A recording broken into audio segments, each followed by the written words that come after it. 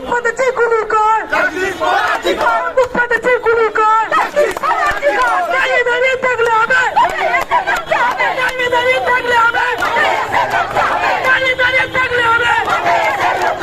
আমি একটা ব্যাগ আমার মনের বিচার চাই, তিলোত্তমার বিচার চাই, তিলোত্তমার বিচার চাই, আমার মনের বিচার চাই।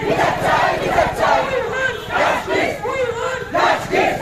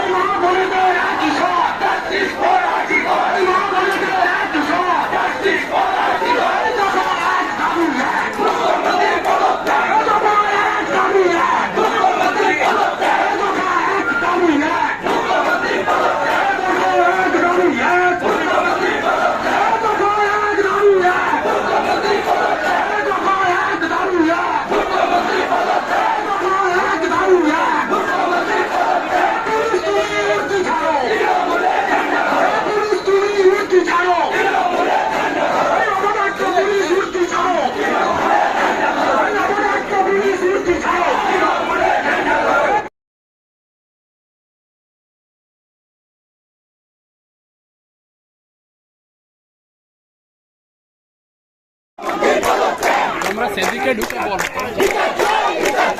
ইচ্ছে করে নিলে সমস্যা আছে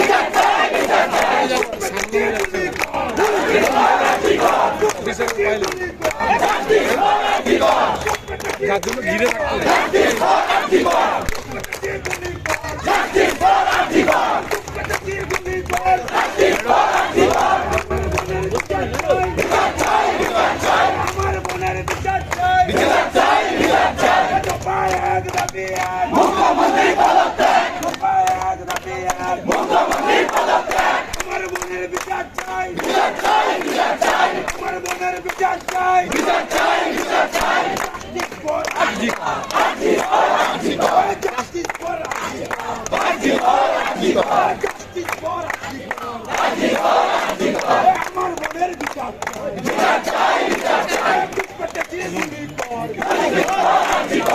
দিদি দিদি দিদি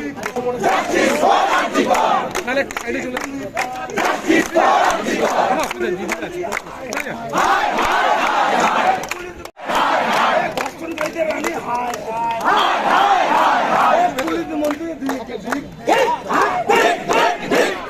আমার বোনের বিচার চাই, আমার দিদির বিচার চাই, আমার মেয়ের বিচার চাই, আমার মায়ের বিচার চাই।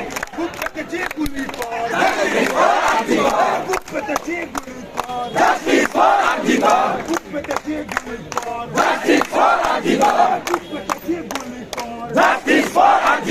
পুলিশ মন্ত্রী হায় হায়, মুখ্যমন্ত্রী হায় হায়, মুখ্যমন্ত্রী হায় হায়। আমার বোনের বিচার চাই, আমার দিদির বিচার চাই, আমার বোনের বিচার চাই। We want justice. We want justice. Justice for Article. Justice for Article. Justice for Article. We want justice. We want justice. Justice for Article. Justice for Article. Justice for Article. We want justice. We want justice. Book পেটাছি গুলি কর। Justice for Article. Book পেটাছি গুলি কর। Justice for Article. Articleর বিচার চাই। বিচার চাই, বিচার চাই। আর্জিকরের বিচার চাই, বিচার চাই, বিচার চাই।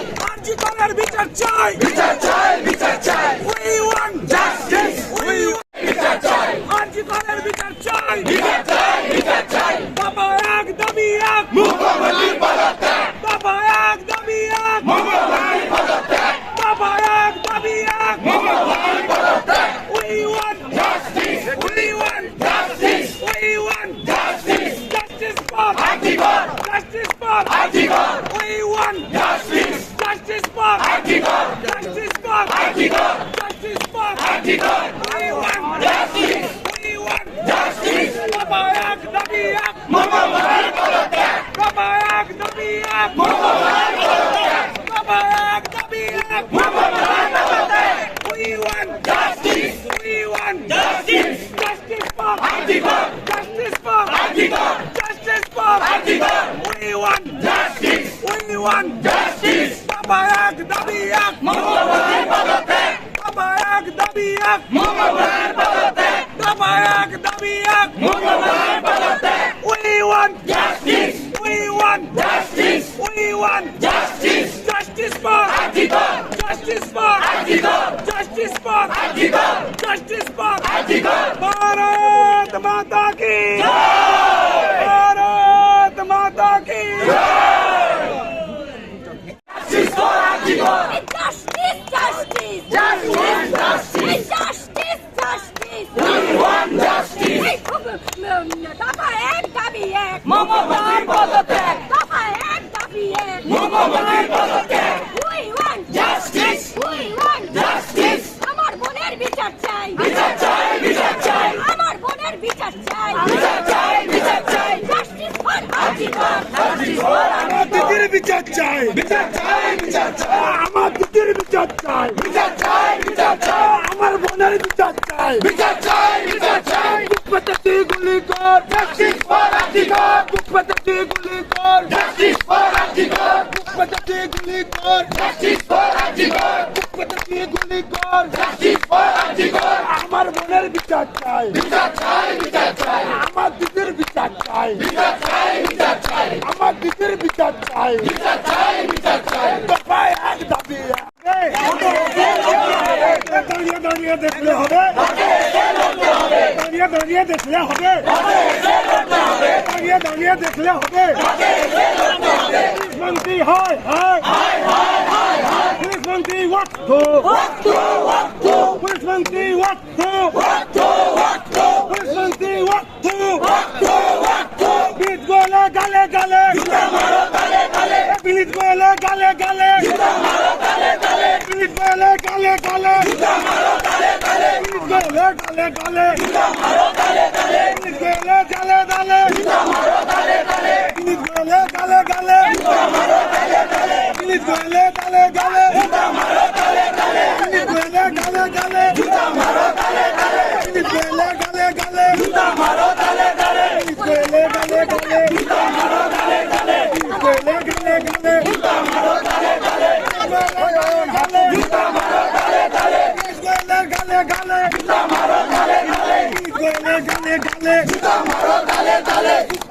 গুলি কর গুলি কর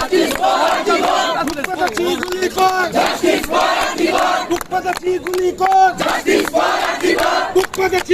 কর গুলি কর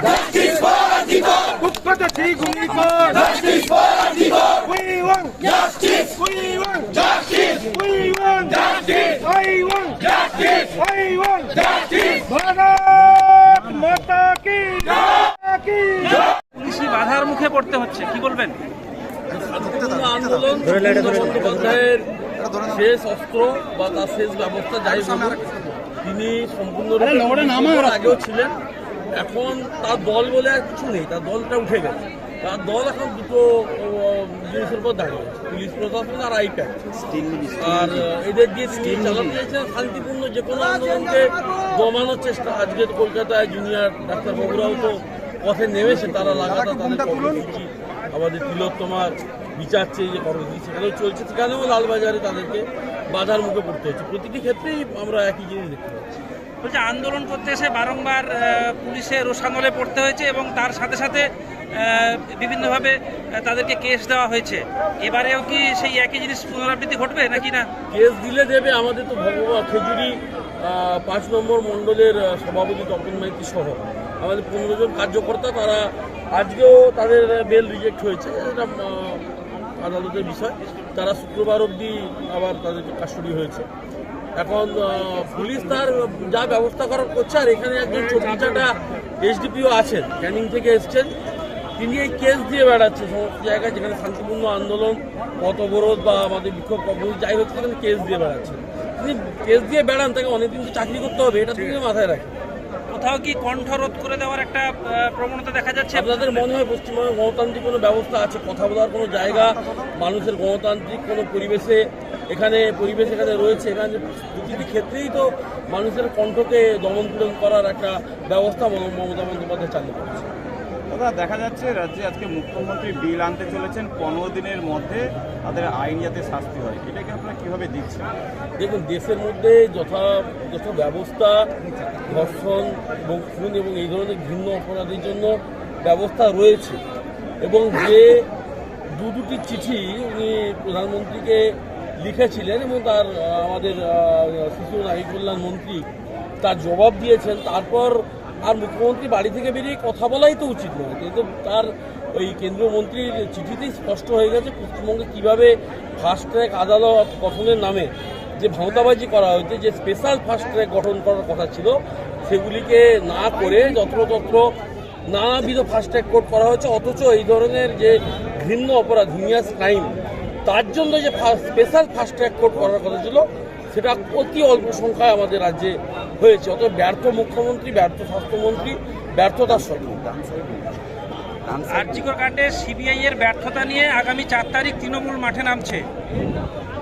দেখুন, গত 9 তারিখ রাত্রে ওই ঘটনার পরে, ওই বর্বরচিত ঘটনার পরে, নারকীয় ঘটনার পরে 14 তারিখ সন্ধ্যা অবধি যে কাণ্ড কারখানা ওই গুণধর সন্দীপ ঘোষ সহ তার চেলারা করেছেন, কলকাতা পুলিশের লজ্জা কমিশনার বিনীত গোয়েল সমস্ত তথ্য প্রমাণকে লুট করার কাজটা, লোপাট করার কাজটা করেছেন 14 তারিখ সন্ধ্যা অবধি। তারপরে 14 তারিখ যখন সারা রাজ্য পথে নামলো রিক্লেম দি নাইট বলে, মহিলারা আমাদেরকে, নারীরা আমাদের সেখানে অগ্রণী ভূমিকা গ্রহণ করেছিলেন, তখন মধ্যরাতে আরজি করে হামলা হলো।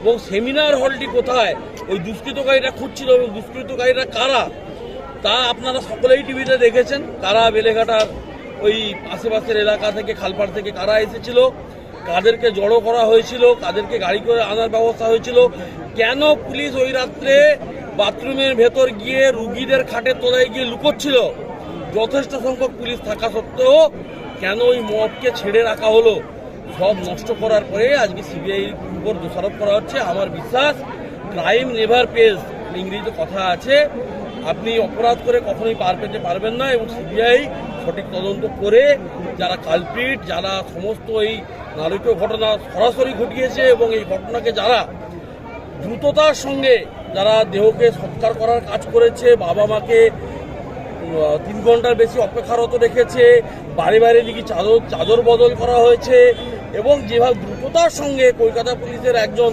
ডিসির উপস্থিতিতে, ওসির উপস্থিতিতে সেখানে নিয়ে গিয়ে তার শেষকৃত্য সম্পন্ন করা হয়েছে, যাতে দ্বিতীয়বার তার ময়নাতদন্ত না হতে পারে, এর তদন্ত করে সিবিআই নিশ্চিতভাবে এই শেষ করে।